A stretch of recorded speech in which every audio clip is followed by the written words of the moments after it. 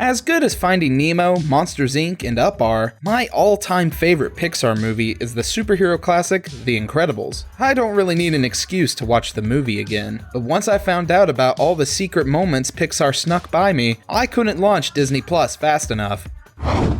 The Incredibles is one of those movies where the time period is really hard to determine. The style and music really pointed to a throwback film, but the technology and cultural norms pointed to a modern setting. This is why going back to a classic years later is so important. Thanks to the genius that is 4K resolution, fans zoomed in on Bob's newspaper and saw that the year was 1962. So the beginning sequence was in the 40s, while the rest of the film and its sequel are set in the early 60s. That makes all of Syndrome's computers way more impressive. Pixar is more known for aggressive Easter egging than any other company in Hollywood. While I thought that I knew all of the big incredible Easter eggs, this huge one was hiding right in plain sight. I've always thought Syndrome's character design was a weird choice. He looks cool, but he has very distinct features that aren't the standard supervillain fare. It turns out that he was actually designed to look like director Brad Bird. At first I didn't see it, but now I can't unsee it. I'm not sure if this was a massive compliment to Mr. Bird, or like the best burn on someone's boss a team ever got away with. I kind of hope it was the latter, to be honest. The plane crash is far from the most complicated action sequence in The Incredibles, but apparently a lot of thought and care went into it. For one, the scene was supposed to establish Elastigirl's past by introducing her old sidekick Snug, who supplied the plane. He would have fallen to his end with the plane, but they decided to have Helen fly the plane instead. This proved to be the right choice because Holly Hunter made sure all of those radio signals were 100% accurate. In the final version of the scene, you can still see Helen look out at the water as Snug's body disappears. Edna Mode is one of my top 5 Pixar characters. Obviously, Mr. Pricklepants by himself is the other 4. It's crazy to think that as perfect Mode is, she was almost completely different. Originally, actress Lily Tomlin was cast in the role. When Brad Bird demonstrated what he thought she would sound like, Tomlin loved it so much that she dropped out of the film. That's a classy move right there, Lily Tomlin. It turns out that this was a perfect choice, as the character is one of the company's most iconic. You're the best of the best, Yes, E. I know, darling. I know. One of the most visually stunning sequences in the movie is the end credits sequence. The throwback cel-shaded art was a really cool choice to highlight the best moments in the movie in an interesting way. Funnily enough, the original pitch for The Incredibles was for Warner Bros. Animation, with an animation style reminiscent of the cel-shaded ending sequence. Once it moved to Pixar, it took on a Pixar style, with only this one little taste of the movie that might have been. As cool as the end credits were, I'm glad that wasn't the entire freaking movie. I feel like it would have gotten old really fast. There is a surprisingly deep moment of detail to the Incrediboy scene. Watching the film in 4K, you can see that poor Buddy was so into his superhero costume that he did the Batman movie thing where he colored in his eyelids so that they matched his mask. You can even see the smudges as if he did it with marker or something. Later on in the scene, you can see Incrediboy's reflection where his evil future self was clearly hinted at in the distorted image. Maybe that's when he got the inspiration for that horrible haircut. Disney fans love to go the extra mile when investigating these movies. For example, when Mirage gives Bob her card, there's an actual phone number on it. Well, fans looked at the standard phone key card and figured out what it spelled. The number spelled out superhero, which is just a ridiculous level of attention to detail. Not only that, but the phone number used to be active. For a little while, you could call it and get a message, but unfortunately it's no longer active. Either that, or it's just what Mirage wants us all to think.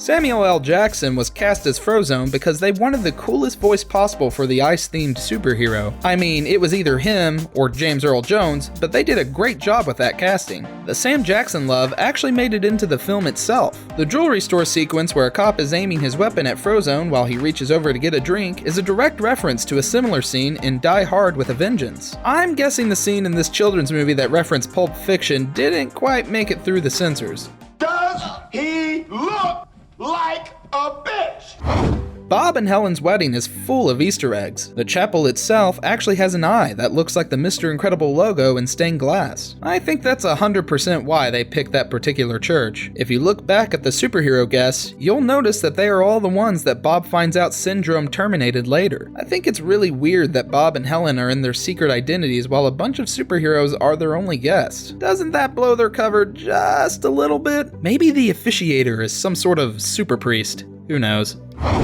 I've always loved the old men in The Incredibles who are all like, "There's no school like the old school." well, apparently those old-timers are actually a huge reference to Disney's storied history. The two guys were modeled after and voiced by Frank Thomas and Ollie Johnston. They were part of Walt Disney's leading team of animators, known as the Nine Old Men. They worked on films like Snow White and the Seven Dwarfs, Pinocchio, Bambi, and Brad Bird's other animated classic for Warner Brothers, The Iron Giant. Why hasn't Disney made a 9 Old Men movie where the 9 Disney animators team up to save the world?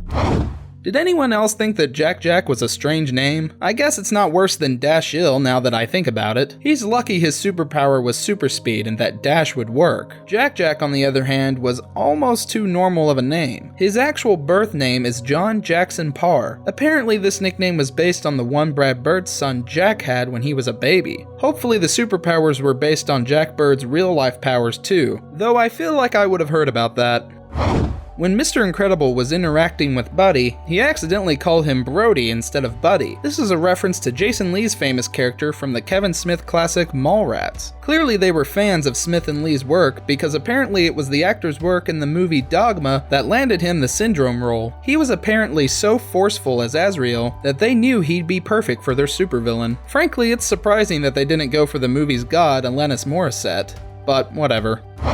Frozone is a superhero worthy of his own franchise. The design of his costume, the way his powers work, and his personality are all as cool as possible. No pun intended, or I guess pun intended. Anyway, one thing about how Frozone works that seems truly unique is how he runs on ice. Well, it's not as unique as you'd think. His ice running is based on the skating of Olympic athlete Shani Davis. Even Davis noticed the similarities. Apparently when asked, he said, "Yeah, it's me. Who else swings his arms like that?" I like to think that in the Incredibles universe, Frozone goes on to become Shani Davis's Olympic coach. I mean, they never really tell us what Lucius does for a living, so I could see him doing that.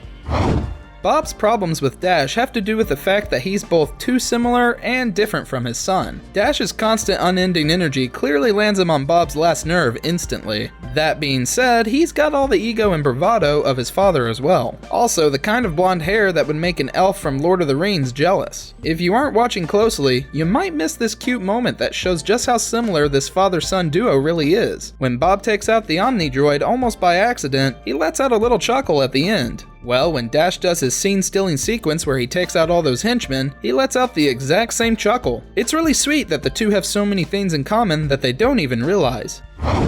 While Syndrome's Island might seem like the standard James Bond villain bad guy base, but it actually has a lot of layers to it. For one, it's loosely modeled after Neverland from the Peter Pan movie, which is perfect considering Syndrome is stuck in his childhood. Not only that, but the island's name, Nomanisan Island, is a reference to saying no man is an island, which pretty much sums up the lesson of the movie. I want to see a movie one day about the evil landlord who fixes up bad guys with their warehouse layers, private islands, and evil space bases.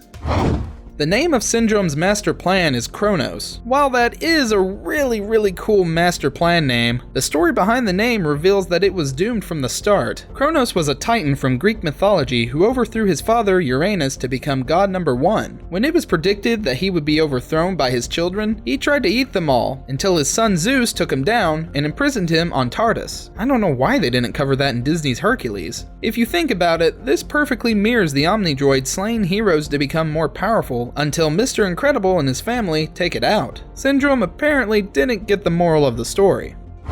Pixar movies like to reference future Pixar movies more than the Marvel Cinematic Universe does, only instead of Thanos, Pixar likes to drop in characters or inside jokes that won't make sense until the next movie comes out. Case in point, The Incredibles features a blink and you miss it character from Cars. If you look really closely at the big fight scene, you'll see a car that looks exactly like Doc Hudson, just without the windshield eyes. Cars then reference The Incredibles back by showing a drive-in movie called The Incredimobiles. I don't know about you, but I'm angry we haven't seen that movie yet. As far as other Incredibles cameos in Pixar films, Ratatouille is the film that explained what Mr. Incredible's arch-enemy Bon Voyage was doing after their final showdown. Apparently, he dropped the whole bomb thing and really committed himself to his true passion, being a mime. If you look closely at Ratatouille, you can see Bon Voyage seemingly reformed and performing in the park. That's a weird character to give a happy ending, but good for him, I guess.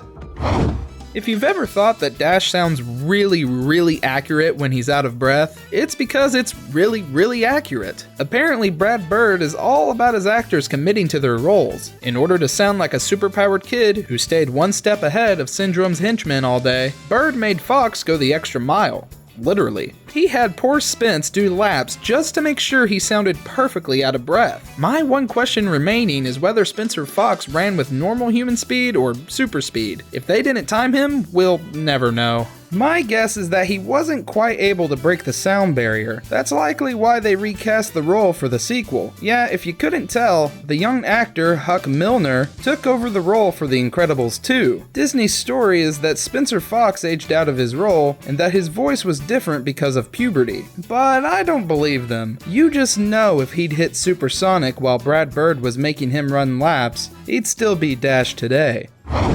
One of the best characters in The Incredibles is without a doubt the kid on the tricycle, Rusty McAllister. The kid who loves to spot the incredible things the Parr family does is really fun despite the few scenes he's in. Well, funnily enough, the actor that voiced Little Rusty was none other than Brad Bird's young son, Nicholas Bird. If his voice sounds familiar, that's because he voices a different adorable child character for Pixar. That would be Squirt from Finding Nemo. Frankly, I think Rusty is better than Squirt, but I may be biased.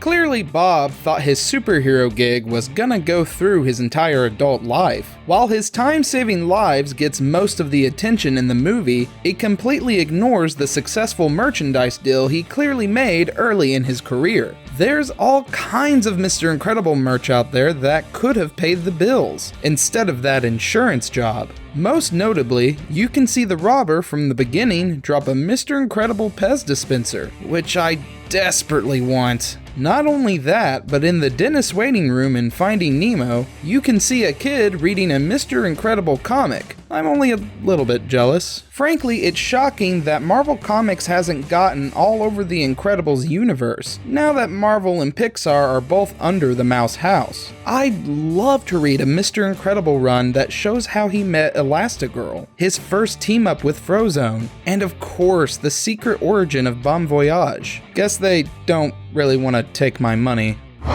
The Incredibles sounds like a slam dunk of an idea, right? Well, apparently it wasn't at first. When Bird was trying to get his failed Warner Brothers film made by Pixar, they loved the idea but figured that it would be far too expensive and would take far too long. So Bird countered back by asking for all of the studio's black sheep. He wanted to assemble his own personal superhero team of animators who weren't happy with their normal work and craved a challenge. Well, I'd say it worked out because the film came in on time and for less money than Finding Nemo.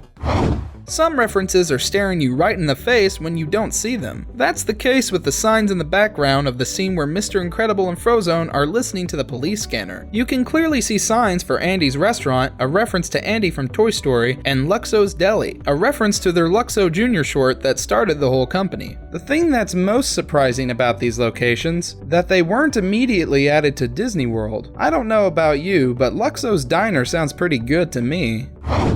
It's hard to imagine anyone else but Sarah Vowell voicing Violet Parr. Famous for the radio program This American Life, she was a strange choice for a Pixar movie. Apparently, she agreed. The animators apparently made test footage with her voice that won her over. Well, that, and the fact that she had a young nephew who would go on to love the movie. Every Pixar fan will tell you that the sequence A113 is a constant Easter egg in their films. It is a reference to the graphic design classroom at the California Institute of Arts that the likes of John Lasseter and Brad Bird went to. In The Incredibles, that reference is hidden in Bob's prison cell on level A1, cell 13. One of Pixar's best reoccurring references is the Pizza Planet car from Toy Story. In pretty much every Pixar movie, you can spot the rusty delivery vehicle somewhere in the background. That's led many Pixar fans to comb through The Incredibles to find the Pizza Planet car. Many have claimed that they found this Easter egg, but I'm sorry folks, this is the Easter egg that wasn't. Bird was unaware of the whole Pizza Planet car thing, and it's been confirmed that the iconic car was not in the film. Clearly everything for the Parr family would have been better if they could have worked out some of their familial angst at the Sci-Fi Pizza Arcade. That's what always worked for my family. I want to know why Disney isn't moving forward with an Incredibles Disney Plus show. I mean, we all know it's just a matter of time, so why don't we just get to it? For my money, I just want to see a Frozone movie that features a "Where is my super suit?" scene in every episode. It never gets old.